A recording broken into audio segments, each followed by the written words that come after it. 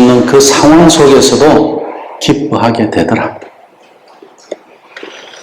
하나님의 사람들이 그렇습니다. 오늘 바울은 어땠습니까? 데살로니가 교회 성도들뿐만 아니라 바울도 보면 가진 게 없는 사람이었어요. 어떻게 보면 누가 먹을 걸 드리지 않으면 굶어 죽을 수밖에 없는 그런 사람이죠. 전도자의 길을 걸어가면서 발이 터지고, 그리고 살이 터지고, 그리고 매를 맞으면서, 그리고 그 고통 속에서도 예수를 이야기하고 있는 사람. 사랑하는 사람보다 미워하는 사람이 더 많아요. 복음 전하는 것 때문에 핍박하고, 그저 감옥에 넣고, 권력이 있고, 힘이 있고, 세상에 자랑하는 사람들은 바울 같은 사람을 좋아하지 않아요. 바울은 세상으로부터도 버림받았어요. 자기 공동체로부터도 버림받았어요. 왜냐하면 율법교사로 얼마든지 밥 먹고 살아가는데 아무 문제 없었던 사람이에요. 그런 바울이 유대교를 내려놨죠. 개종을 해버렸습니다. 그 율법교사가 할 수 없게 됐어요.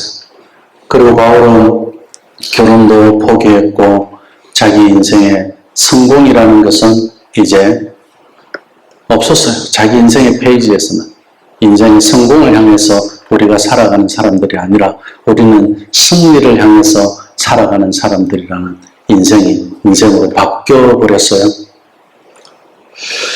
그러면서 바울은 또 건강은 어땠습니까? 생활이 가난해서 뿐만 아니라 건강도 좋지 않아서 늘 힘들어했습니다. 그런 사람이 감옥 생활을 여러 번 했죠. 그런 그가 입 열 때마다 감사한 것은 뭐예요? 데살로니가 성도들 생각하니까 기쁘다. 너희를 생각하면 감사하다. 그리고 빌립보 교회 생각하면 감사해. 거기 성도들 생각하면 내가 기뻐하고 또 기뻐한다. 그러니 너희도 기뻐해라. 늘 감사하다 그래요. 늘 기쁘다고 그래요. 이게 신앙생활 아닐까요? 우리 예천교회 식구들, 우리 집사님 생각하면, 우리 선생님 생각하면, 우리 아이들 생각하면 너무너무 기뻐요. 너무 감사해요. 데살로니가 교회가 그런 교회였습니다. 감사는 찾으면 얼마든지 찾을 수 있습니다. 원망과 불평도 마찬가지예요. 감사 못지않게 찾으면 얼마든지 쏟아져 나올 수 있는 것이 또 불평이에요. 감사 쪽으로 눈을 돌리면 감사가 보일 것이고 불평 쪽으로 눈을 돌리면 불평이 보일 것입니다. 그래서 어떤 사람은 그렇게 이야기하죠. 감사는 하나님의 선물이고 불평은 사탄의 선물이다. 우리 예수 믿는 사람들이 원망과 시비가 없이 하나님의 일을 할 수 있는 이유가 어디에 있습니까? 오늘이라도 오실 우리 그 주님이 내 안에 계시기 때문에 그렇다. 오늘 바울은 주님이 지금 당장 오실 것이라는 것, 오늘이라도 내일이라도 곧 하나님의 때가 된다면은 그 때가 되어서 오실 우리 그 주님을 생각하니까 지금 이 고통 중에서도 이 가난 중에서도 정말 이 세상에서 버림받은 것 같이 소외된 것 같이 그렇게 외길을 살아가는 그런 인생이라 할지라도 감사할 수 있었다. 왜요? 우리 주님을 생각하면 그분을 만날 것을 생각하면 그분의 삶을 내가 조금이라도 살아낼 수 있다는 것은 이건 얼마나 하나님의 은혜인 줄 모른다. 지금 바울이 그런 데서 나는 감사한다. 그리고 우리 조상들이 살아온 것을 바울은 알아요. 광야에서 이들이 불평하다가 어떤 일을 겪었는지 알아요.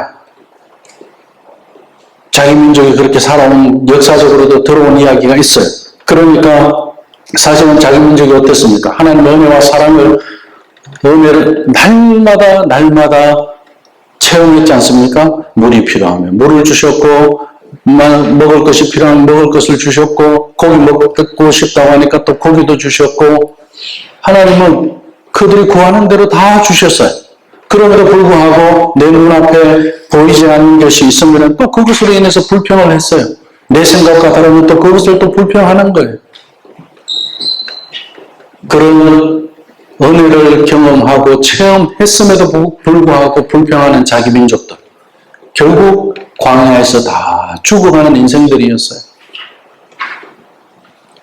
우리도 이 땅에서 죽어가는 인생입니다.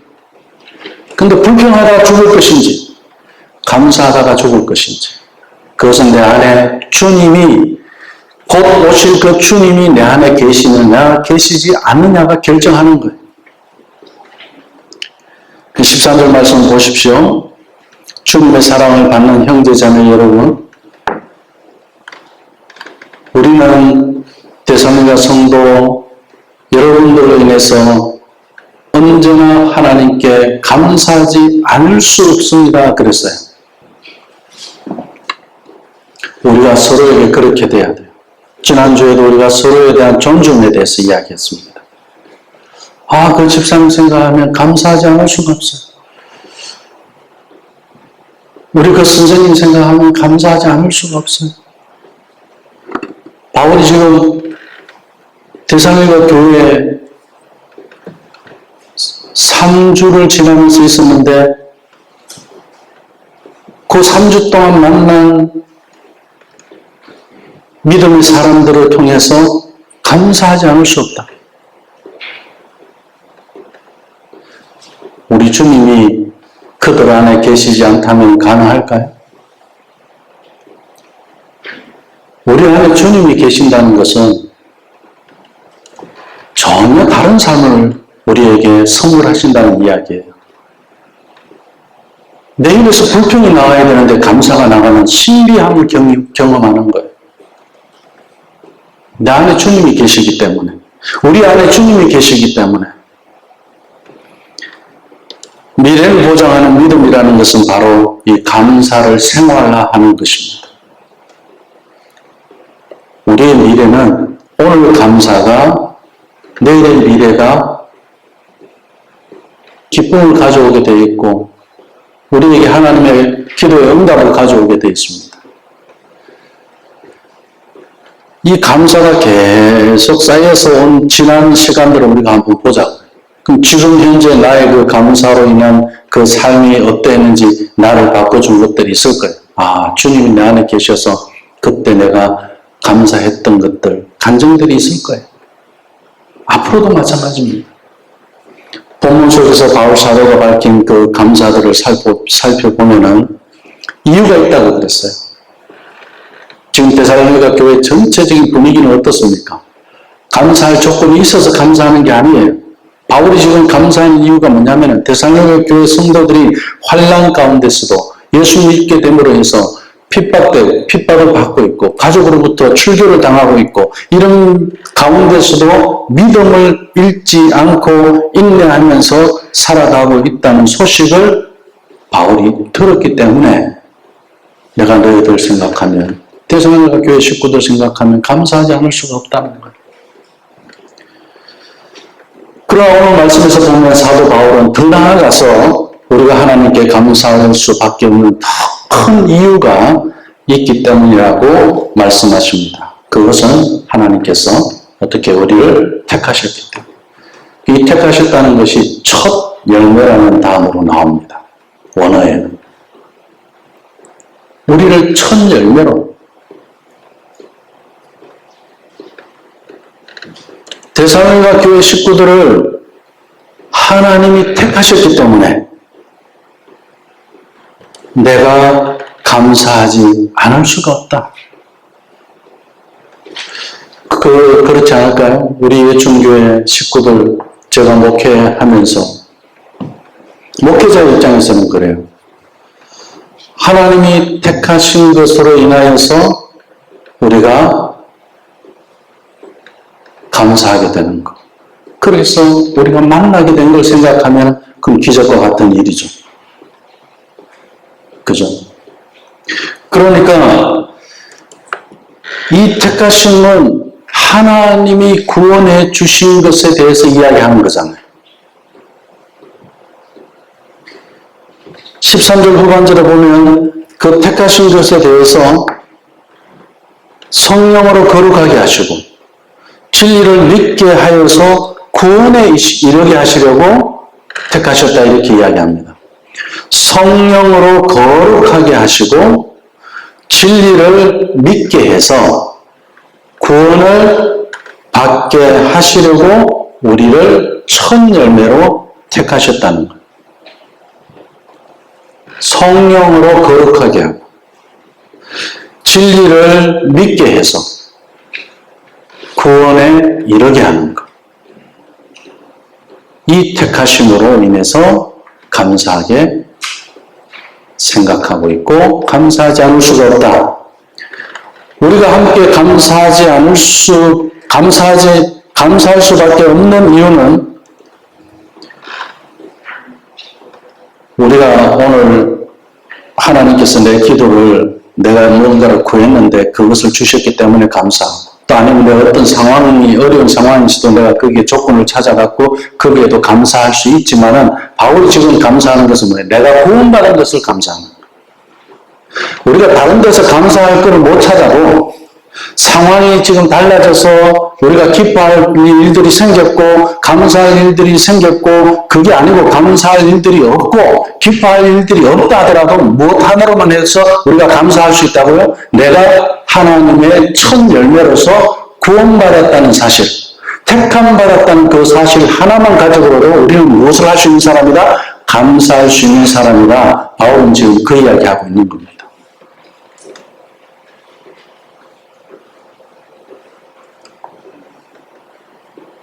우리가 말씀을 배우면 배울수록 하나님을 알아가면 알아갈수록 우리를 택하신 그 하나님에 대해서 더 찬양하게 되는, 더 감사하게 되는, 하나님이 이런 분이구나. 그리고 두 번째 이유가 있어요. 바울은 오늘 14절 말씀을 보면 하나님께서는 우리의 복음으로 예수 믿고 구원받는 그 복음으로 택하시고 그 다음에 어떻게 하셨다? 부르셨다 그랬어요. 자, 택하신 걸로 끝내지 않았어요. 부르셨다 그랬어요. 제가 우리가 D6 사역을 할 때 한국에 가면 저는 꼭 그렇게 이야기합니다.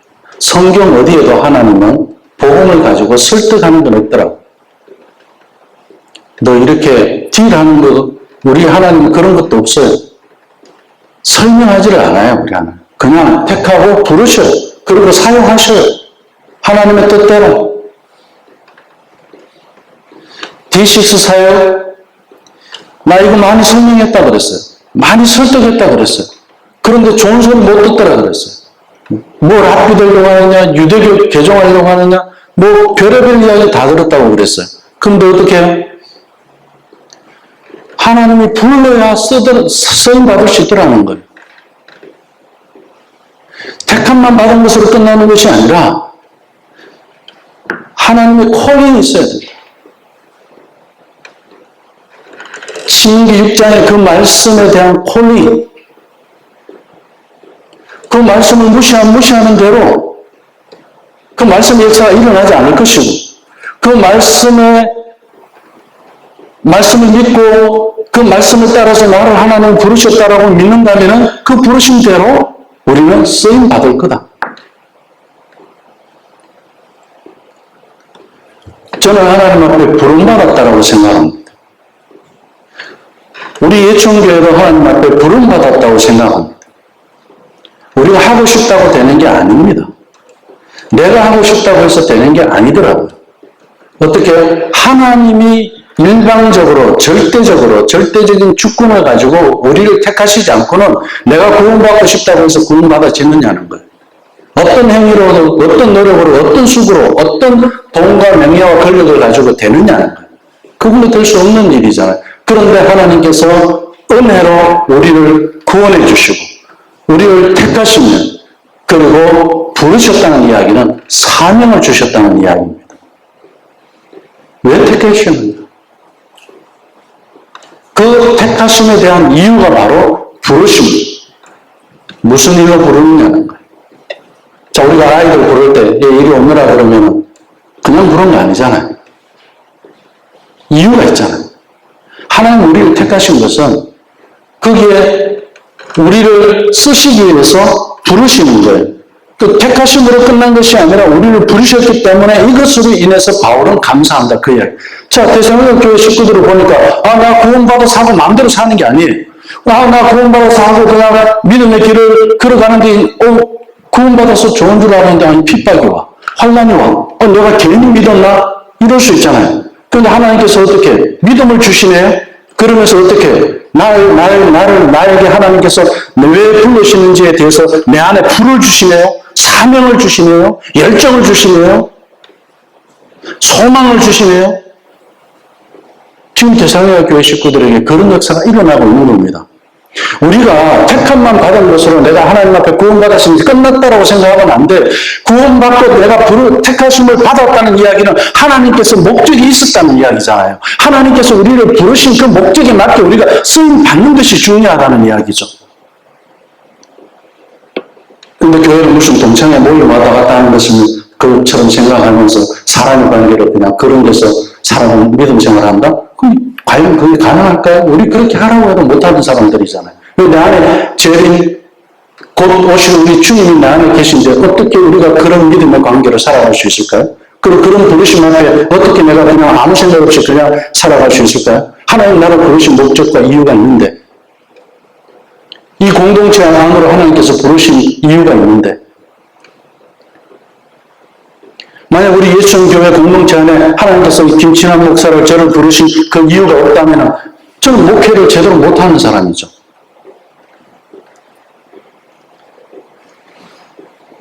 바울은 데살로니가 교회 식구들을 보니까 택함을 받았고 그 부르심을 받은 것을 생각하니 감사하지 않을 수가 없었다. 그 이야기를 하는 겁니다. 데살로니가 교회는 다시 말해서 그 부르심, 사명 앞에 불타고 있었다는 이야기입니다. 왜 그 사명 앞에 불탈 수 있었을까요? 내일 주님 오실 것, 그걸 믿었기 때문에 그래요. 주님이 곧 오실 것을 믿었기 때문에 그래요. 그 곧 오실 주님이 그들 안에 있었기 때문에 그랬습니다.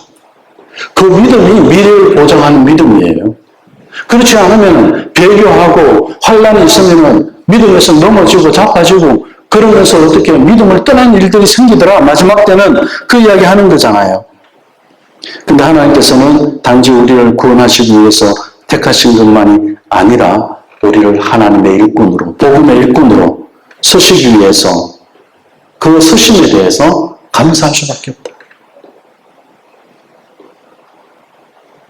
우리 아이들도 그렇게 키우는 거예요. 하나님의 도구로 쓰임받도록 키우는 거예요. 공부 잘하는 아이로? 아니죠. 하나님의 도구로.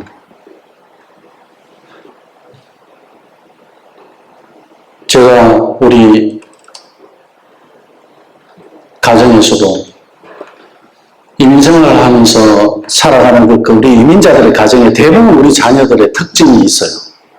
돈 많이 벌겠대. 왜 그럴까요? 가난 힘들었나요?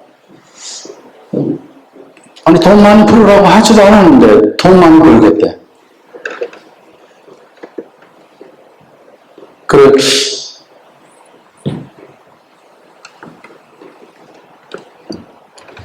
우리 집 첫째도 그랬고, 둘째도 그렇고, 둘째는 그게 더 심하고, 셋째도 저는 놀랐어요. 아니, 아빠가 그 돈 많이 벌으라고 이야기 하지도 않았는데 어떻게 너희들은 스스로 그렇게 돈 많이 벌겠다고 그러냐. 듣기 참 기분 좋고 그게 감사한 것 같은데 아니에요. 우리가 정말 감사해야 되는 것은 복음의 도구로 쓰임받는 것. 교회에서 아이들 오늘 말씀으로 하나 제대로 가르쳐보는 것. 교사로 하나님의 도구로 부름받아 보는 것. 또 우리가 부부로서 자녀를 제자 삼는 그 일에 부름받아 보는 것. 그 도구로 쓰임받아 보는 것. 그러한 것들로 인해서 우리가 지금 믿음을 지켜내기 위해서 하나님의 그 부르심을 따라서 살아가는 그것으로 인해서 감사하는 거예요. 바울의 고백이 저와 우리 예수님의 식구들의 고백이 되기를 원합니다.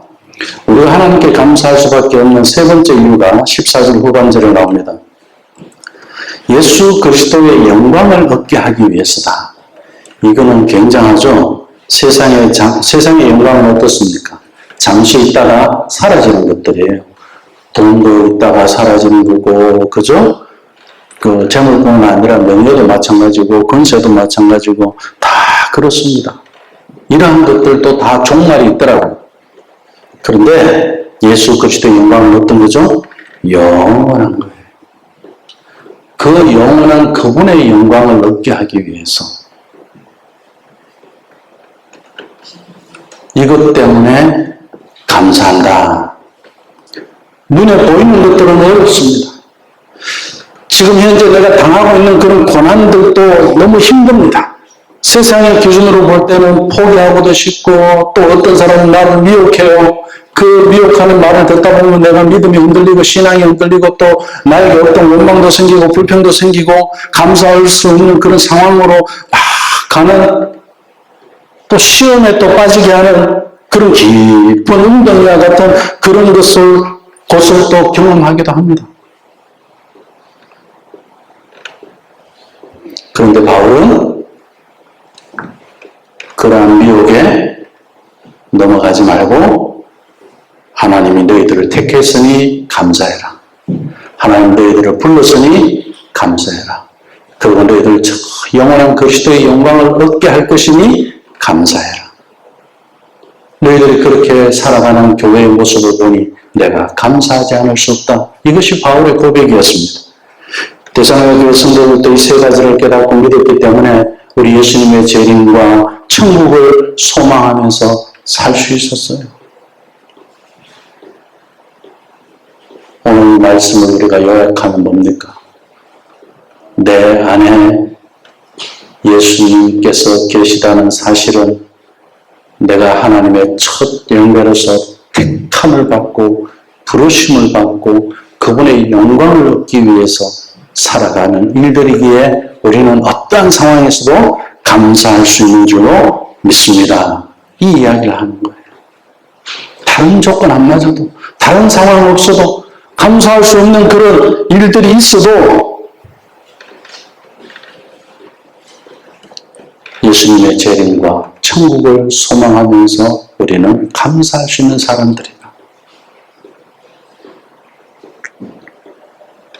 그러면서 데살로니가 성도들에게 바울은 이 감사를 말한 후에 다시 한번 이제는 권면의 말씀을 하고 있습니다. 15절 이하에 보면 이런 말씀을 합니다. 든든히 서서 굳게 서라고 그러죠. 굳게 서서. 이거 쉬운 일인가요? 어려운 일인가요? 우리의 말이나 편지로 배운 전통을 굳게 지키십시오. 이거 어렵죠. 근데 저는 바울이 왜 데살로니가 교회에다가 우리가 말한 거, 너희들도 말한 거, 그리고 편지, 바울이 보낸 편지, 이런 거를 여기서 말씀한 걸 가지고 굳게 지키라. 그리고 또 전통을 굳게 지키라. 아니, 데살로니가 교회가 지금 전통이 있는 교회입니까? 저는 이 말씀을, 왜 바울이 지금 이 이야기를 하고 있을까? 전통. 유대교 전통도 아니에요.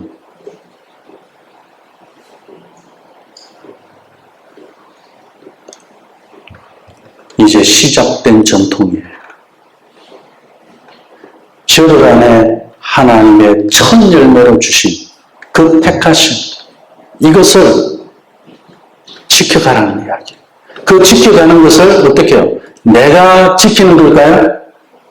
자, 이번 목요일에 제가 조금 더 구체적으로 사무엘상 15장 22절 말씀 가지고 순종이 제사보다 낫다는 그 말씀 가지고 지금 말씀 준비하고 있는데, 그 말씀을 준비하면서 오늘 이 말씀과 함께 연결된 게 있었어요. 그게 뭐냐면 지킨다는 단어예요. 지킨다는 단어는 내가 지키는 거 아니에요. 히브리어로 사마이라고 하는데 이 사마이는 쉐마에서 나온 말이에요. 쉐마가 뭐죠? 들으랍니다. 그죠? 근데 신명기 6장을 우리가 보면 이 들는 것을 어디에 새기라고 그래요? 마음에 새기라고 그래요. 하나님의 말씀을 마음에 새기는 것이 쉐마예요. 요걸 지켜가는 게 사마예요. 하나님 말씀이 내 안에 새겨져 있는 것은 뭡니까? 이미 예수 그리스도 그분이 진리로 내 안에 계신다는 것을 말씀하는 거예요. 요걸 지키는 거예요. 전통을 지킨다는 것은 이것을 이야기하는 거예요. 우리가 순종할 수 있다고 해서 순종하는 게 아니라 순종할 수 있는 그 마음을 하나님의 음성을 듣도록 내 마음을 그렇게 체인지해 주신 거예요. 이것이 택함받은 거예요. 이것이 구원받은 거예요. 전에 내 마음은 죄로 멸망받은 마음이었어요. 그런데 이제 예수 그리스도 그분이 내 안에 계심으로 해서 내 마음이 어떤 마음이에요? 하나님의 말씀을 지킬 수 있는 마음이 된 거예요. 이것이 순종입니다. 순종은 내가 하는 게 아니에요. 아브라함이 순종했습니까? 아브라함은 하나님의 믿음을 주지 않았으면 순종하지 못했죠. 아브라함 마음 안에 어떻게 순종할 수 있는 그 마음을 하나님께서 그 안에 두심으로 해서 아브라함이 그걸 잘 보호하고 지켜낸 거예요. 이제는 우리에게 주신 하나님께서 우리를 선택하시고 우리를 부르시고 그리스도의 그 영광에 이르게 하시는 그것을 우리가 잘 지켜내는 것. 바울이 지금 이걸 권면하는 겁니다. 어떻게? 굳게 서서 지키라는 거예요. 굳게 서서 지키려면 어떻게 해야 되겠습니까? 오늘 이어져서 나오는 말씀이 나옵니다.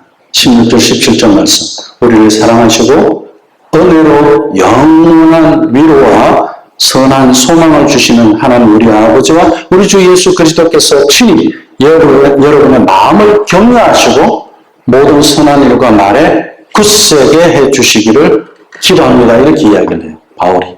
자, 선한 일과 말에 굳세게 해주시기를 어떻게 무엇을 격려해가지고 마음을 격려해가지고 그래. 우리 이 마음이 어떤 마음이에요? 하나님의 음성을 듣는 마음이에요. 예수 그리스도가 내 안에 안 계시면 우리는 그 음성을 들을 수가 없어요. 내 안에 예수 그리스도 그분이 계심으로 해서 우리는 쉐마가 가능해진 거예요. 그걸 잘 지키는 것, 그 마음을 격려해서 어떻게 모든 선한 일과 말에 굳세게 세워지기를 바울이 지금 기도하는데 그 기도에서 바울이 이야기하는 세 가지 단어가 있어요. 그 기도의 내용 첫 번째가 뭐냐? 은혜예요. 두 번째가 위로예요. 그리고 세 번째가 소망입니다. 자, 바울이 우리를 굳게 서 있는 마음을 하나님의 말씀을 음성을 들으시면 우리 마음을 지키는 것, 굳게 서서 지키는 것을 권면하면서 기도한 게 있는데 그 기도의 내용에 세 가지가 뭐라고요? 은혜와 위로와 소망이 너희들 가운데 있기를 기도하고 있습니다. 왜 이 세 가지를 가지고 기도했을까요? 은혜라는 것은 내가 택함받은 것이 나의 노력과 수고가 아니더라는 거죠. 내가 구원받은 것이, 그리고 내가 부르심받아서 하나님 앞에 쓰임받을 수 있는 것도, 내가 교사를 섬기든 찬양대를 섬기든, 또 아니면 내가 교회에 청소를 하든 우리가 부엌에서 어떤 봉사를 하든, 그죠? 무슨 일을 하든지 이 하나님의 그 부르심의 쓰임을 받는 것, 이것도 뭐예요? 하나님의 은혜라는 거예요. 제가 목사로 부름받은 것도 하나님의 은혜예요. 우리가 교사로 부름받은 것도 하나님의 은혜예요. 이렇게 살아가는데 우리는 성령의 위로를 가지고 살아갈 수 있다는 거예요. 뭐 환난 중에서도 하나님은 어떻게 견뎌내셨던 내 마음에 하나님의 음성을 들을 수 있는 마음을 주셨잖아요. 성령께서 계속 그것을 지켜갈 수 있도록 위로가 필요할 때는 위로를 주시고, 그죠? 기쁨이 필요할 때는 또 기쁨을 주시고, 감사가 필요할 때는 감사를 주시는 거예요. 이걸 두고 기도해 줘야 되는 거, 우리는. 하나님의 은혜를 위해서 기도해야 되고, 하나님의 성령님의 그 위로를 두고 우리는 기도를 하고, 그리고 바울이 마지막으로 소망을 두고 기도하는 거예요. 우리 주님 오시는 그날을 믿고 소망하는 것. 이것이 미래를 보장하는 믿음이에요. 이 소망을 가지고 가도록 기도해 주는 거예요. 우리에게는 이 세 가지 기도가 이 마지막을 살아가는데 우리에게 있어서 꼭 필요하다. 바울이 지금 어떻게 했습니까? 감사할 수밖에 없는 세 가지를 이야기했고, 그리고 하나님 말씀 우리 마음에서 굳게 서서 지켜갈 수 있도록 권면하면서 이 마지막 때를 살아가는 우리들에게 세 가지를 위해서 기도했습니다. 은혜와 위로와 소망을 위해서. 우리 예천교회가 이렇게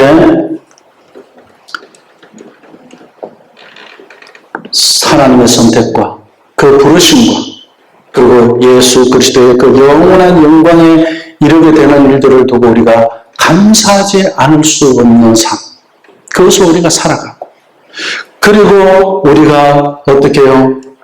가르친 대로 신앙의 그 유산과 전통을 잘 지키고 굳게 서서, 이 지킨다는 것은 어떻게 이미 하나님께서 우리 마음에 주신 것, 하나님의 음성을 들을 수 있는 그 마음, 하나님의 말씀을 그 새길 수 있는 그 마음을 주신 것을 우리가 잘 지키는 것, 이것이 순종이다. 이것을 잘 지켜서 우리는 서로를 위해서 기도해야 되는데, 첫 번째 은혜를 위해서 기도하자. 우리가 오늘 예배 온 것도 내가 예배가 있으니까 가는 것은 율법이지만, 오늘 하나님께서 내가 예배를 참석할 수 있도록 하나님께서 나에게 모든 환경과 여건이 되지 않음에도 불구하고 오늘 믿음의 식구들과 함께 예배할 수 있도록 해 주신 것이 은혜라는 것. 오늘도 내가 하나님 말씀을 묵상할 수 있는 것은, 하나님의 말씀을 배우고 가르칠 수 있는 것도 내가 준비했고 내가 가르칠 수 있기 때문에 내가 배울 수 있는 시간과 모든 것들이 환경이 되기 때문이 아니라, 하나님의 은혜를 주시지 않으면 이것도 우리는 할 수 없는 사람들이에요. 하나님의 은혜로 저를 목사로 세우지 않았다면 제가 목사하고 싶다고 목사가 되겠어요? 안 되는 거예요. 하나님의 은혜로 다 되는 거예요. 그래서 우리는 하나님의 은혜로 살아간다는 것을 가르쳐야 되는 거예요. 그리고 서로 기도해 줘야 되는 거예요. 오늘 우리가 하나님 앞에 시간을 낼 수 있었던 것도 내가 열심히 있어서 그런 게 아니라 하나님의 은혜로 이 시간이 우리에게 주어진 거예요. 내가 찬양할 수 있는 것도 내가 찬양 연습했기 때문에 되는 것이 아니라 하나님의 은혜로 찬양할 수 없었던 내가 찬양할 수 있는 사람, 찬양하지 않으면 안 되는 사람, 감사하지 않으면 안 되는 사람, 기뻐하지 않으면 안 되는 그런 사람이 되어진 거예요. 그것을 너희들이 잘 지켜내고 이것이 은혜로 되어졌다는 걸 알아라. 그러면서 성령님의 위로 가운데 간다면은 우리가 소망 가운데 주님 오시는 그날까지 날마다 그 부르심의 사명을 잘 감당하며 살아가게 될 줄로 믿습니다. 기도하겠습니다. 하나님 아버지, 오늘도 우리가 하나님의 은혜와 위로와 소망을 서로 구하며 기도하는